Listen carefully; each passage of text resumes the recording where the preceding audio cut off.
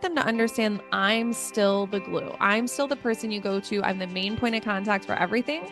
And what's really amazing about me is I have this incredible team all around the world. That's another really important question is understanding that budget minimum. Are we at $500 per person per day, or are we at $1,000 per person per day? The biggest mistake I think people make in a consultation is they're talking 80% of the time. I'll be honest, any client I've ever had go with a DMC, they've come back and returned to me for another trip, right? So I'm not worried about that in any sense. I just want my clients to have their expectations meet when they get to their destination. Welcome to the Travel Agent Guide, the podcast pulling back the curtain on what it really takes to be a travel agent. We're talking real life, the challenges, the wins, the money, the mistakes, and the growth. Whether you've been in the travel industry for years or are new to it, we're in this together, and you're exactly where you need to be. Hi there, and welcome to Travel Agent Guide Podcast. We're going to switch things up a little bit today, and I'm going to interview Bird Bergeron. So Bird, who is CEO and co-founder of Sava Travel, is going to talk to us today about a DMC, what it is, why you need to bring a DMC into your consult call for the win.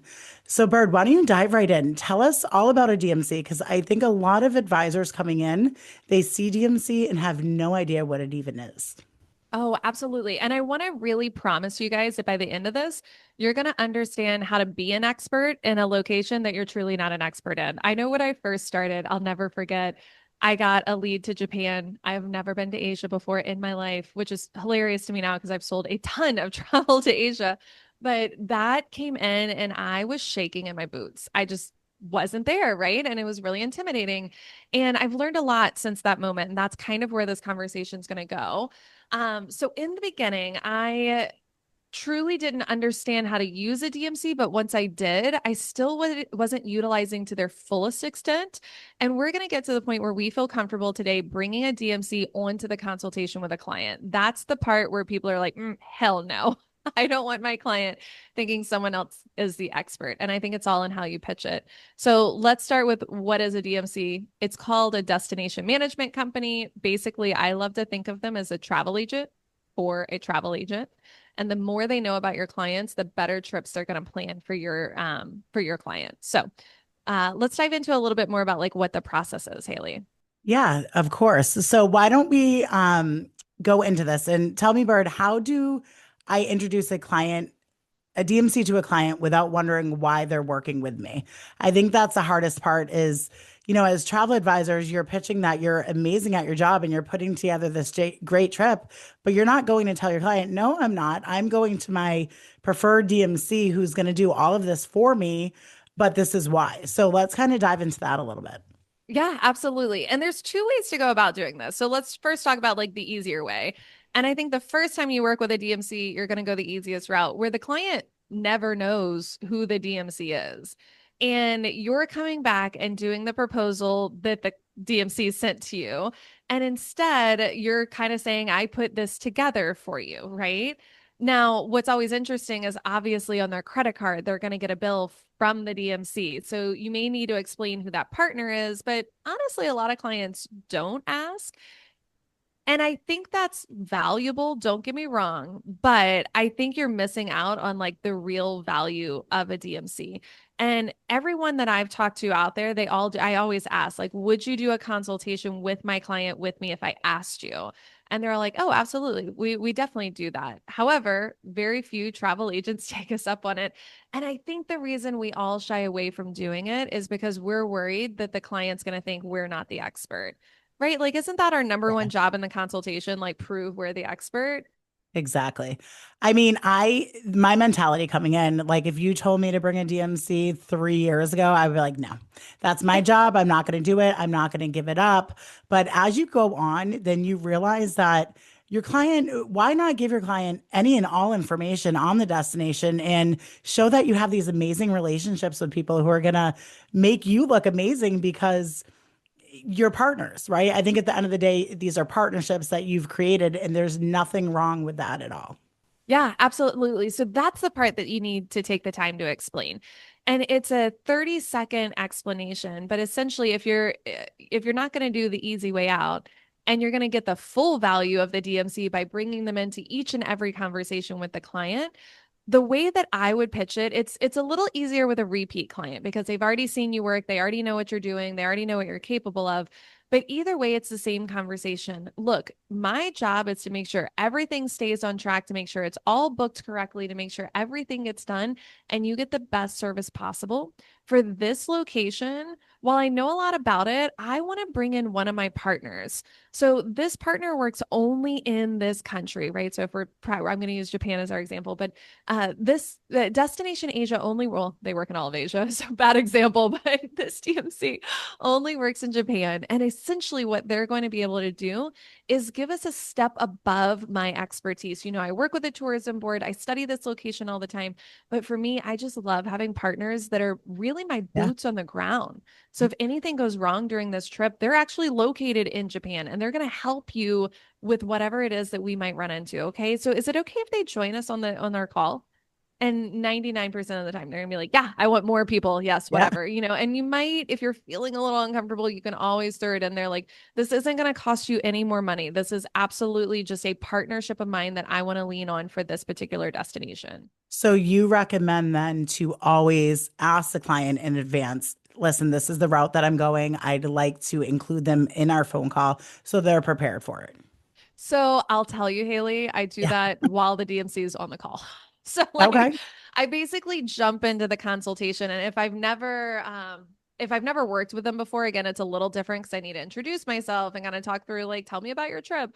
But if I've known them, that's where I just kind of dive right into like, hey, there's a third person on this call if you haven't noticed, and this is who they are, and this is why they're important, and this is why I asked them to come in. Okay. So they're getting on the call with you, then realizing there's a third person. Then at Yes. that point, you introduce them as this partner slash expert. So you're not telling them in advance. It's not something you're preparing them pre proposal. No, because I want them to see my confidence in explaining the partnership. Okay. And I want them to understand that, again, I'm still the glue that holds it all together. So, next year when we go to Australia, there may be somebody else that I lean on, or it may be me. Or the year after that, we go to France and that one's just me. But the year after that, we go to Iceland and I bring someone else in, right? I want them to understand I'm still the glue. I'm still the person you go to. I'm the main point of contact for everything. And what's really amazing about me is I have this incredible team all around the world. So, like, I think if you can get confident in that explanation, it changes their relationship with the DMC. They no longer think in their head, because I mean, if it were me, I would honestly be like, well, why am I not just working with Destination Asia? Right. Like, that's got to be in Right. their head a little bit. And I think if you can just take the few seconds to be like, this is a partnership I've created. And when we go to a different destination next year, I've got a whole different partnership there. Or I may be the point of contact for, like you kind of need Yeah. to be comfortable explaining that. I think a lot of the uncomfortability comes from travel agents thinking, yeah, they're not an expert, but kind of in fear that this DMC will intrude with your relationship with your client. But I want everybody to realize like, probably 99% of DMCs in the industry are business to business. They don't go direct to consumer. They work primarily with travel agents. So I think that's really important to note that they're not after your client. They're after your relationship with you so you continue to bring them business, have all the faith and trust in them. Yeah, I love it. So we have a resource, and we could probably make this available, but we have a resource that basically lists the DMC, and then there's like checkbox and pros and cons of each DMC. Right. And one of our checkboxes is, do they sell to the public? In my opinion, that makes all the difference in the world. Mhm. Like, I have a hard time with that one. That's not a pill I like to swallow. The other pill I don't like to swallow is, do you only take net rates? Because what's happening then is I have to charge my client gross and then pay out the net. And then I need to put the money in escrow in between. And I just don't love that process. I want a DMC that's going to handle everything for me. But I also want a DMC that if my client picked up the phone next year and said, hey, curated Greece, I'm interested in coming back to Greece. Can you help me? They're going to come back and say, absolutely. Let me bring Bird back into this conversation. That's what I need. I need a Right. real partner. So if you're not quite sure how the DMC would handle that, ask before you get on the consult, right? Make sure you've got the right partner that you're doing this with. So I would say, yes, Haley, the client doesn't know the DMC before we get on the consultation, but I have a relationship with the DMC, even if it's, hey, can I take a quick 10 minutes and ask you some questions before we move forward? Yeah, It's a great perfect. point. So, as you're on the call with your client and the DMC, now we dive into why they're really on the call and what this conversation is going to look like. How do you kind of delegate? Are you always staying in control of that conversation and bringing in the DMC to discuss pinpoints, or talk about that a little bit? That's great. And I think I try to start it. I really like to talk about my process in the beginning of the call. And hey, this is the consultation. I'm going to take the time to get to know you better.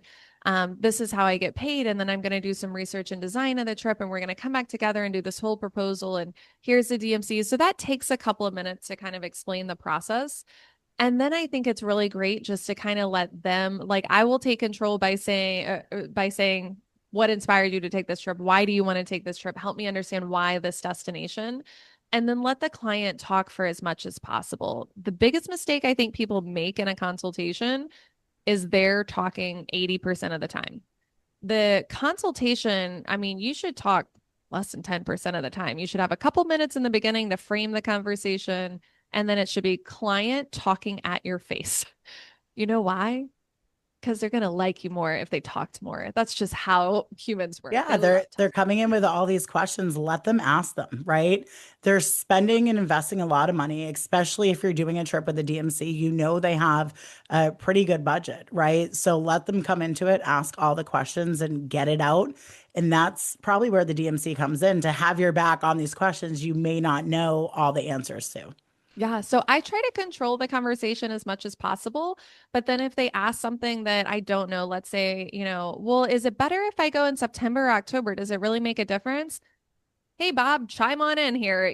Like pull in the DMC as you feel necessary. I don't think it's something that you need to relinquish control in any way. I think the DMC will jump in where they feel like they can provide that extra layer of expertise. Awesome. So, like on screen sharing, if you're going over a full itinerary, you're walking through it. DMC chimes in when you're essentially asking for it. I love that. Yeah. Okay. And honestly, every DMC is going to work a little bit different. And it's not really company to company, it's personality to personality. So some may be a bit more aggressive in wanting to get in and help, and others may just sit back until you pull them into the conversation. So you need to be comfortable kind of managing that conversation and using them where you feel like it's most needed. I typically like to have them on both the consultation and the proposal, and I'm doing the proposal. I'm doing the storytelling and setting it up. You're sitting on your balcony with your coffee in the first morning. And the first day, we're going to have this relaxing day, but I've got this great dinner place you're going to love. And the second day, whatever. I'm telling the story, right? And I like the DMC to just be present so a curveball doesn't get thrown at me. Does that make sense? Like, Yeah. I hate when someone asks me something and I have to say, like, I don't know. I will. I'll say I don't know when I don't, but I would love if there's somebody else there where I could again be like, actually, Yeah. Say something here. Yeah. What is it? Bob knows the Yeah. answer to this one, I Yeah. hope. Well, I think too, like for probably decision making for the client, having two people there from, you as a travel agent, then the DMC, they're more apt to be like, okay, I trust you. Like, I believe everything you're saying because you're sitting there and selling this 5-star property. And then if Bob's coming in and saying, oh, yeah, this is definitely one of our top sold properties. And now you're hearing it from two perspectives. So I'm assuming the sale would probably be an easier close. Oh, absolutely. And I love that we're using the name Bob because it's never Bob. It is most DMCs are going to have a local representative. They may have an American that's living over there, but more times than not, it's a foreigner you're speaking to. And again, I think the client just hearing somebody that's in destination is amazing. Like that really helps them understand. And if you really are still feeling uncomfortable about this, the biggest value that will help the client kind of understand, these are boots on the ground. Something happens, you fall and hit your head, and you end up in a hospital in Spain, and everyone's speaking Spanish to you, and you don't speak Spanish. This DMC will be by your side to help you, and they'll help you navigate everything that's going to happen. It's travel. We can't predict the things that can happen, right? So it's really great is just having this extra layer of protection. Like people love hearing that. Oh, when your client's in destination, absolutely. It's here's a 24-hour hotline. They're sending emails and updates every day to your client. It's a game changer of the type of travel. So I think really vetting out your client to know if what their expectations are appropriate for a DMC versus not is super important at the beginning as well. Absolutely. I'll do a quick call out here for Memorable Costa Rica, and they do Panama, they do Belize, they do a couple other ones. But Memorable Travel Group a couple of years ago, I had a client that they get back and I'm doing the welcome home call and I'm asking about their trip and they're like, "Yeah, and then the car broke down." Da, da, da. I was like, "I'm sorry, what?" And they're like, "Yeah, yeah, don't worry about it. Memorable took care of everything." And I was like, "Tell me more about this process." So their car breaks down and we're in the same time zone or close to it. They could have easily called me and they called the number, the Memorable Travel Group's number. And they're like, "Hey, the car broke down. They're in the middle of nowhere, Costa Rica. It was a whole situation. And Memorable got a new car out there within a couple of hours. They had water and refreshments and snacks in the car waiting for them because they knew they'd been waiting for this for a while and they knew they were frustrated. They had called the hotel in advance and told them what was happening, and they had this like fancy dinner set up for him that night. And it was just this beautiful experience that I literally didn't know about, but they thanked me. They went on and on about my incredible services and my incredible partnerships, and this was so great and I appreciate you so much. And I was like, I didn't do shit. I did nothing Right. and But Memorable you treated set them up for a successful trip, knowing that they would have that support if they needed it. Yeah, absolutely. That's a great way to look at it. And I think that that's also, can go into your pitch. So, what I would do if you're sitting out there and you're like, yes, I want to try this. I've got a lead to Sri Lanka right now and I'm about to lose it. It's wave season. We don't have time to learn about Sri Yeah, Lanka if you don't already know, right? So, I think the best thing to do is find the DMC, interview them beforehand, get some confidence in what the partnership looks like, and then turn around and perfect that pitch to the client to where you feel confident. Because if you don't feel confident in the introduction of who this person is, the client's going to be able to pick up on that really easily. for sure. No, I definitely think those are all key elements to working with the DMC. So vetting them out, very important. And there's no problem when you're building out a trip to Greece. If you go to curated Greece, Travel Live, try a couple DMCs and see where your clients are having success and what those trips look like. I have booked several DMC trips, and I think you're right. It really comes down to the support on the ground that my clients get that really drives me returning with them for my clients. Can we talk about the dark side of DMCs for a second? Because I Yeah, do I think was it's hoping worth you'd bring it up. Yeah. I do think it's worth noting. Mhm. And this is every company is different. This is not a blanket statement. But oftentimes I will see DMC's pitch packages to us that are significantly different in pricing than if I had FIT'd it. What I don't want to say is I don't want to get on the mic here and say like get a DMC package and FIT it yourself. No, they're a company and they make money the same way we do. The way a DMC should be making money is they should have preferred hotels that they have negotiated below net rates with. And what they should be doing is they should be pitching the net plus com to you and you get the commission, right? And their payout should be that the difference between their below net that they have negotiated. If you're finding a proposal and you're pricing it out, at this point, I typically can kind of ballpark what I'm expecting the proposal to come back at. But let's say I'm pricing it out because it just didn't feel right and I'm finding it's thousands of dollars more, you should take that back and you should say, no, this is not okay. This is not what this should cost. And you will eventually find the right people at the right DMCs that are going to serve you best. But I don't think it's a bad idea to price them out a couple of times when you first start working with a new DMC. It's just very common that we see in our industry, and I think it is the darker side of things, and I think it's very frustrating. But when you find the right ones, it makes all the difference in the world. The other thing that I would say is really making sure to understand how they work before you go into like the I need a proposal from you. That's just like the worst case scenario. If you need a proposal back in a couple days, you're probably not going to be very picky. But if you have the space to figure out who your right DMCs are, it's a very different world. What I did in the very beginning is I just kind of told myself, I'm going to interview 1 to 2 DMCs a week for the next 3 months. And I'm going to get a book that I feel really confident working with. And my list of questions was simple. My list of questions is, do you mark up the gross rates before you pitch it to me? I always asked if I could pay in gross instead of net. I've already mentioned I don't want to pay in net and put the money in escrow and all the things. I would always ask them, are they customer facing? So if one of my clients calls you in 3 years, let's say, and wants to work with you directly, will you?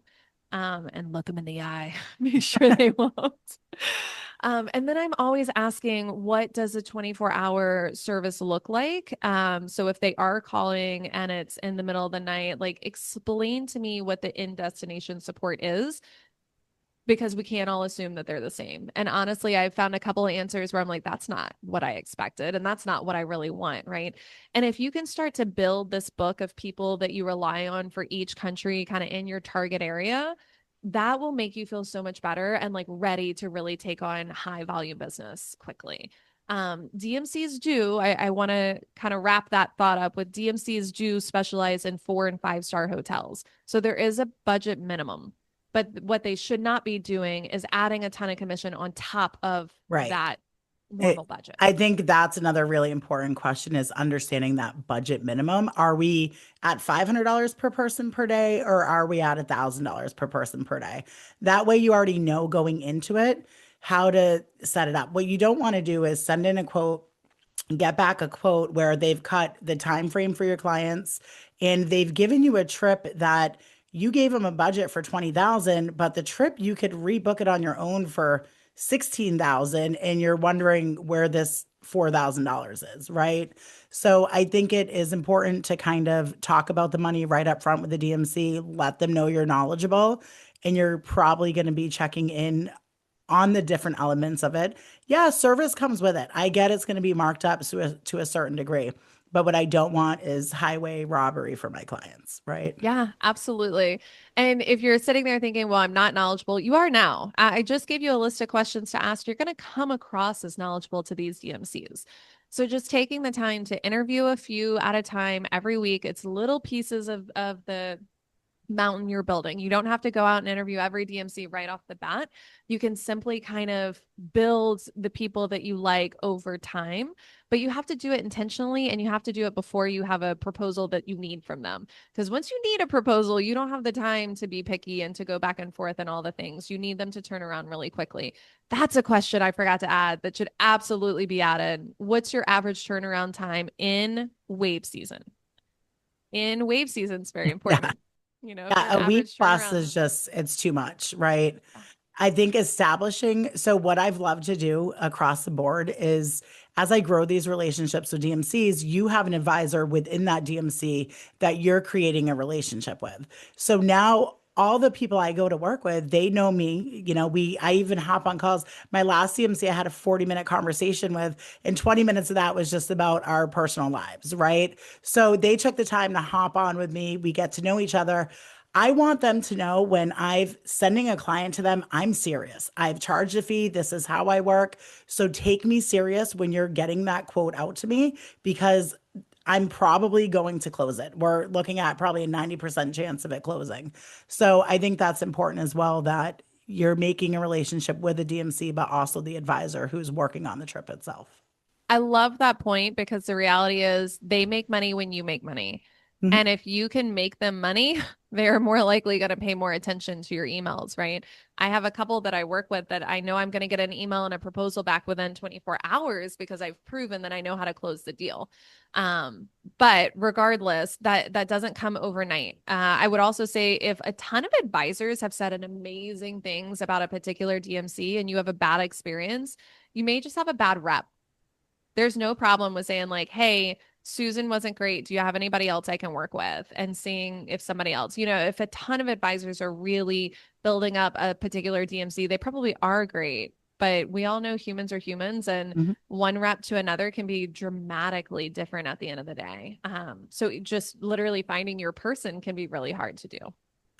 All right. So, what else about DMCs can we chat through? I think the only other thing that I really want to make sure people kind of really understand at the end of the day is even if you don't feel comfortable having a DMC on the consultation, I don't think there's any problem having the client understand you're working with them. Yes, So I know when I first started, I would work with a DMC, but I would like never have anybody ever touch the client because I felt like that was my job. No, your job at the end of the day is making sure the trip is booked properly and everything flows nicely and it's exactly what the client needs to fill. Whatever it was they told you they needed. Every trip's a little bit different, right? If they're saying that they are coming to you and they're traveling because I really need to reconnect with my husband. This is an anniversary trip and I need those special moments. Or they may be saying, it's a family trip. It's the last one before she goes off to college. Whatever the need is, that's your job. Your job is to give them what they need and to save them time. Saying I'm also working with a DMC shouldn't be like a shameful, like, oh, I had to lean on someone else. Like, it should be something where you're proud of your partnerships and you're braggy almost a little bit about, like, I know people all over the world. I exactly. often tell people, Exactly. like, we work with tourism boards in 60 different countries and, like, do I talk to them that often? No. But the reality of the matter is, like, you're putting yourself out there and showing that you're a professional because you have these professional relationships. So I think advisors get in their head a little bit about it, and I want to make sure you guys are coming across as like just extremely confident in what a partnership really means and how important it can be for a advisor to have. I absolutely love that. I agree. You're so right. That's how the mentality of every advisor should be, is that we're building this together. Let's make our clients happy together. Let's bring them back to repeat. And I'll be honest, any client I've ever had go with a DMC, they've come back and returned to me for another trip, right? So I'm not worried about that in any sense. I just want my clients to have their expectations meet when they get to their destination. Yeah, absolutely. So, one of the things that I'm going to end with here is make sure that when you have DMCs in your market that come through for ASTA lunch and learn trainings or, the little local summit trainings that you have. And if you're thinking, like, what are you talking about? Join your ASTA chapter. They have local chapters all over our country.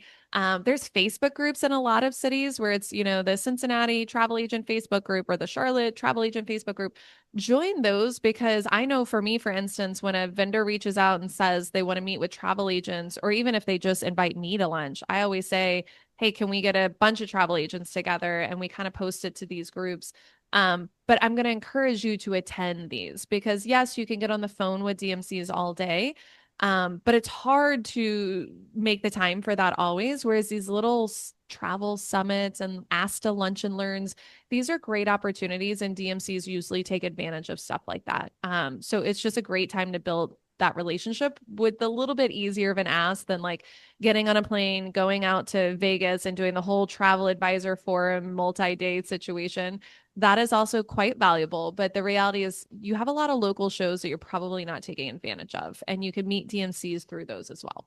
Oh yeah, I had a DMC reach out to me for a lunch in Boston and I went and it was great and much different than you're looking at the Las Vegas experience. You are in a group of 8 to 10 advisors, similar questions, but not only are you being introduced to this new DMC, but you are meeting other advisors who are using their resources in their company and you have each other to kind of bounce questions off of. So I agree with that. Get out, meet your DMCs, get out of your house, go talk to as many people as you can. That's my best advice. So, kind of to wrap this up, Bird, our call was all about how not to be afraid of a DMC and how to bring them into a call, build your relationship with your client, and really position yourself as a true expert. What other last advice do you have? I think you really wrapped it up, but I am going to steal the thunder and talk about Sava Travel for 2 seconds. Yes, We please are do. a host agency that is doing things a little different. Haley and I really put it out there and tried to figure out what people don't like about their host. And they didn't even know what they couldn't like. The biggest thing was my pain points were I need admin help and I need somebody to coach me through what I don't know. And hosts just don't offer that. And that was kind of the summation of the industry. People are like, meh, they just don't offer it. So we want to take that difference and we want to be that difference. So we are a host agency where you get the, 90-10 split if that's what you want, go crazy. But we are also going to offer trained one-on-one coaching. We're going to offer trained admins. So they come into the industry knowing your CRM. We offer Turn for free as part of Sava Travel, but knowing your CRM, knowing your business, and they can jump right in and help you. And for us, that's the most exciting part about this journey. So if you want to learn more, go to Sava Travel. That's SAVA.com. And we're super excited. Awesome. Thank you so much, Bird, for all your knowledge always. Yeah. And yes to DMCs, use them. Don't be afraid. Love it. All right. Bye.